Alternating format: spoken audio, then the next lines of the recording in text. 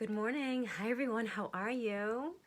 Today, I want to talk about late night cravings and are they a symptom of our modern lifestyle? So, I am Kelsey Mashad and I am a certified health and life coach, and I help people to gain control of emotional eating so that they can quit dieting and just feel confident in their body and the choices that they make. So, I'm sure that somewhere along the way, you've seen that picture of where someone, it's usually a woman that's depicted, and she's dressed in her pajamas and she's in like a really dark kitchen, and all you can see is this light that's like glowing on this bowl of like carby junky food that she's about to consume. But these pictures really, like, they're not real life women where they're all, still thin and beautiful and have perfect hair, and it's the middle of the night and they're raiding the kitchen.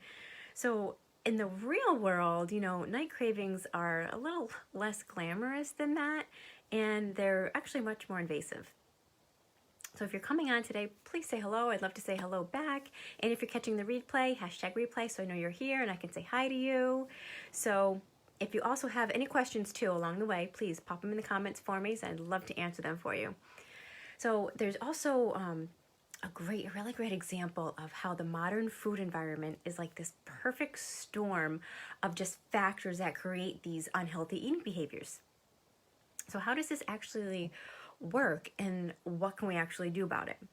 Well, let's think about like what is really causing these late night cravings. We want to know so that we can actually stop them, because once you know and you have the knowledge, then you're more aware. And once you're more aware, then you're more able to do something about it. Okay? So most people are familiar with that midnight like sugar attack that comes on, and some people will actually crave junk food in the morning and other people crave it all day long. But the most common pattern is for those cookies to kind of start looking better and better as the day goes on. Can you feel me? I know I feel that way sometimes. Like as the day goes on, something is just more and more appealing. And actually, in extreme cases of this, there's actually a diagnosable eating disorder, which is called night eating syndrome. It's a real thing. And, that's where you may eat like large amounts, like 25% or more of your total daily food intake. And of course, you'd be waking up in the middle of the night, which means you're getting poor sleep. It's messing with your sleep. And you're not really feeling so hungry in the morning, but then you're like completely ravenous at nighttime. And then you have problems actually getting to sleep, which may or may not be relieved by that eating.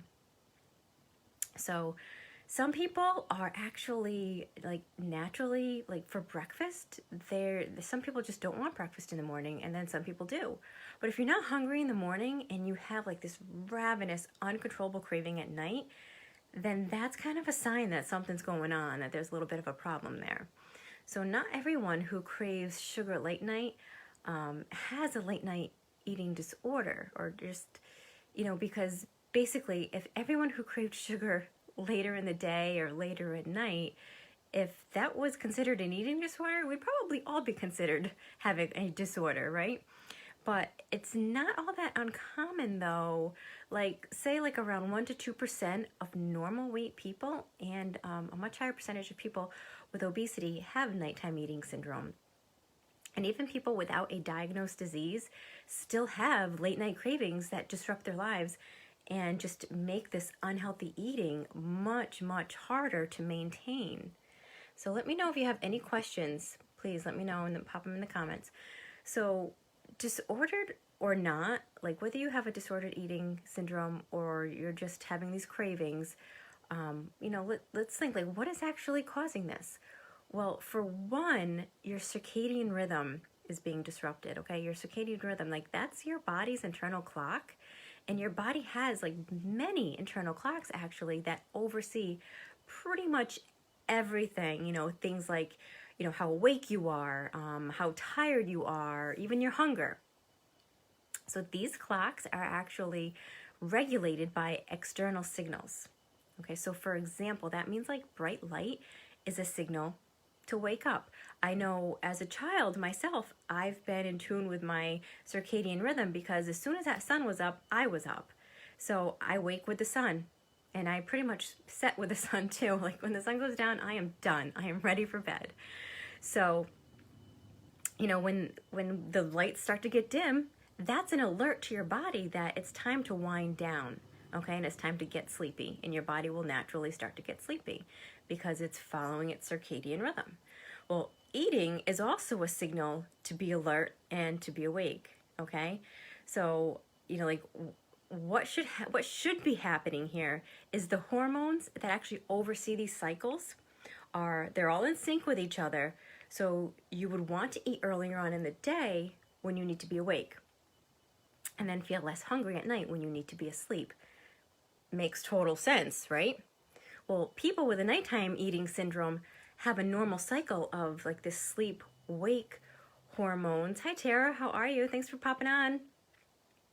But they have a delayed pattern of appetite hormones and food intake.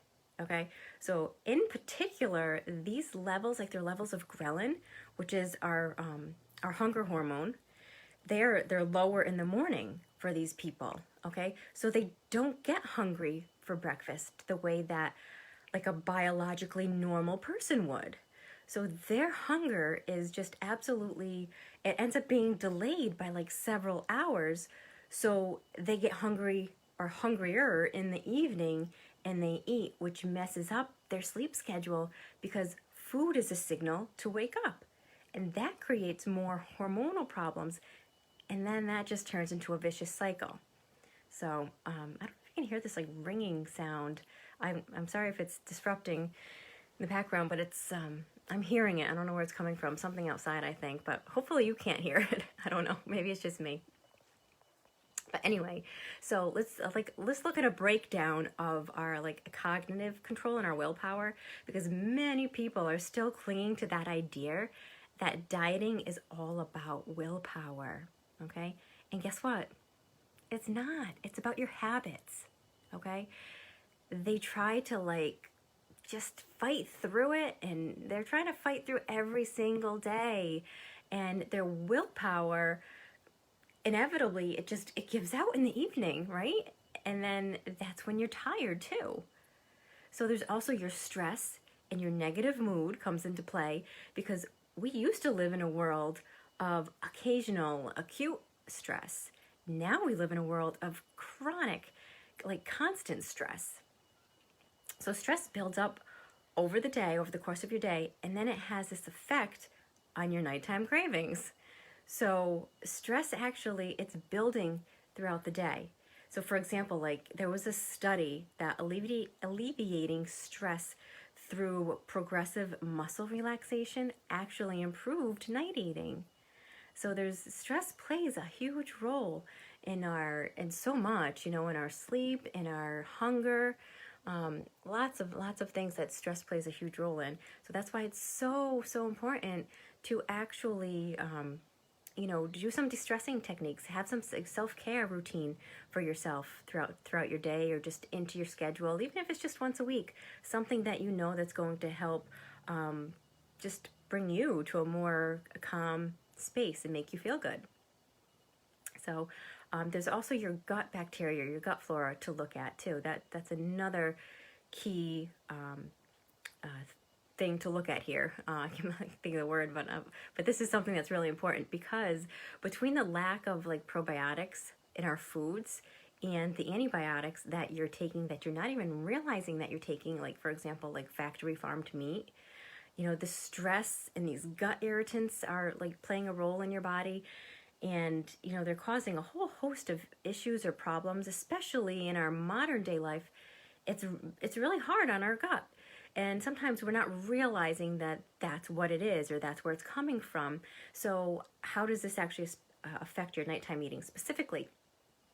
Well, night eating, it's associated with disturbances in our hormone, which is serotonin. And guess where 90% of our serotonin comes from? Our gut. Okay? So night cravings and night eating are at least partly symptoms of just our environment, our everyday environment. So we end up throwing off the circadian rhythm by staying up late at night. We're looking at our computer screens, we're watching TV, we're on our phones, and we live in an environment where willpower is necessary to make good food choices. We're basically bombarded by like chronic stressors and these gut disruptors, and managing our night cravings, that becomes more difficult because of all of this. And something like late night eating, like light exposure late at night, or this gut disrupting like foods that we eat, might be a part of your environment, but that doesn't mean that you don't have control over it. Okay, not all is lost here. So to have a healthy circadian rhythm, what you want to do is just, you want to practice good sleep hygiene. You want to avoid those bright blue lights, like I said, your computer screens and your phones and things like that. You want to try to avoid those at night, because that's throwing your circadian rhythm off. It's telling you that, oh, there's still light, I should still be awake. When it's really time to be winding down at night. Okay, so that's confusing your body. And you want to try eating like in the morning, even if you're not feeling, if you're someone who wakes up first thing in the morning and you're not really feeling that hungry, you want to try to eat a little something, just something, because this helps you to retrain your stomach's internal clock to know when the right time is actually to eat. And it may really stink at first if you're just not hungry and you don't want food, but if you keep at it, eventually your body will adjust over time. And some studies actually suggest that bright light therapy, like early in the morning, is really helpful for people with night eating syndrome. Okay, so that's something to think about. And you have to think about not just our physical body, but also our mental and our psychological, like the causes behind it. So you want to try to stop dieting, like with willpower, as I've been mentioning, and you want to start making these good habit choices. So if you want to just, be your best, then you have to plan for yourself when you're at the worst. So you want to be able to set up your life for when it's like, when you're at the worst possible point that you're feeling, like you still have a good shot at making good decisions. Like you can just turn that around. And you want to practice, some stress management techniques. All of these, like everything I've been mentioning, like all of these practices, like for sleep and for stress and for weight and, being all set on your circadian rhythm and your internal clocks. These are all practices that are embedded in my 12 step-by-step program. And these are things that I work on with my clients, and I practice myself, because I have to practice what I preach, right? But not only that, because it makes me feel good, and it makes me feel good mentally and physically too, because it's just really super, super important. So basically, night eating and late night cravings, they're not the result of not having enough willpower, because if we all had to rely on willpower to avoid all that night eating, everyone would be a night eater.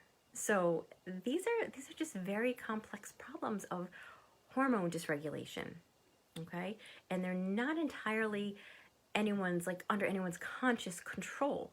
So many of the contributing factors to night eating, like our circadian disruption and our gut issues, these are actually direct results of just our modern day environment, our everyday world.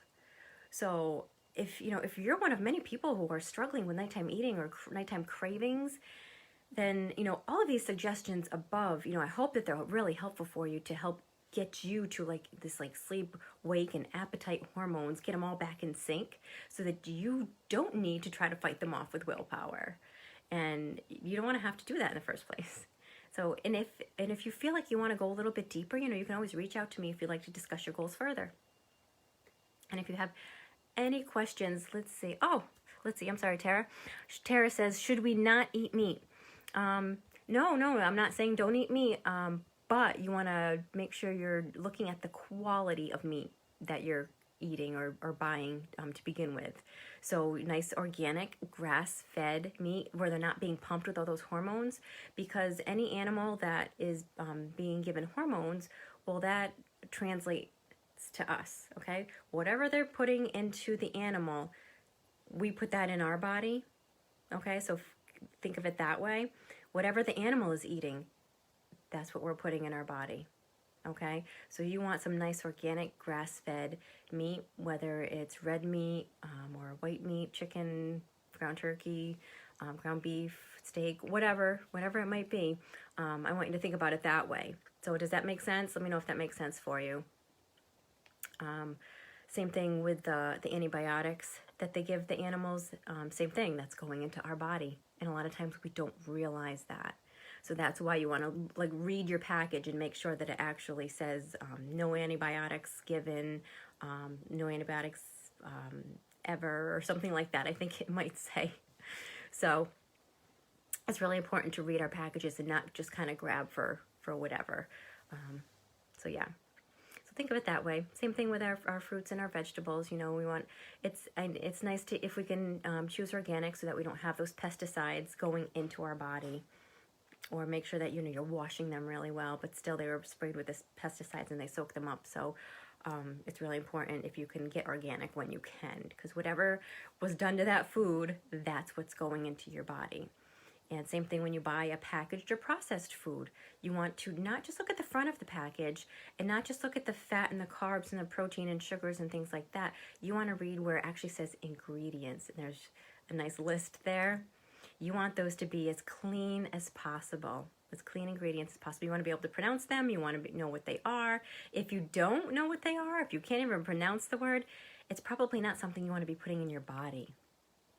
Okay, and that's a whole other thing that I do when I go grocery shopping, and something I teach my clients as well. I mean, I literally will have them take a picture of the ingredient list and send it to me so I can tell them yes or no, or this is the ingredient, this is what you don't want in there, and this is why, or yes, this is a great ingredient, and this is why. Okay, so it's a lot of just, you know, having the knowledge. So that was a great question. So I hope that was very helpful. I soak in vinegar. Oh, what exactly do you soak in vinegar? Your fruit. Oh, fruits. Yes, that's awesome. Yeah, get them as clean as possible. I know they even have some special kind of fruit cleaner out there too. But yeah, I mean, whatever you can do to lessen anything negative going into your body, so that your body's going to function at, you know, as optimal as it can, not just physically but mentally too, because it's all about, you know, that mind body and the mind gut connection, body brain connection, and your gut and your brain connection, because they are connected. So whatever we're putting into our bodies and goes into our gut, it's working on our brain as well. So it's really important to have all of that for overall health. So I hope that was helpful for you. And if there's no other questions at the moment, I'm going to hop off. But I hope you all have a very beautiful Wednesday, and I will talk to you guys soon. Bye, guys.